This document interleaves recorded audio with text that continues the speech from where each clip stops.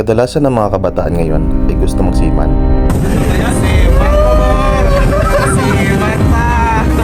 Dahil sa freedom,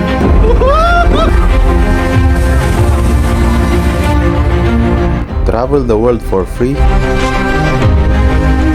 at hindi mawawala sa listahan ang isang magandang salary. I'm super rich in Taiwan.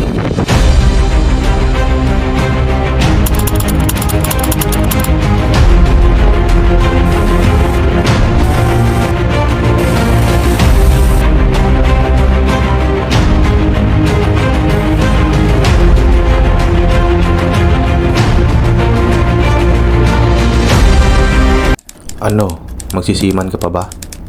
Kung ang next port nyo ay I'm a Brazilian.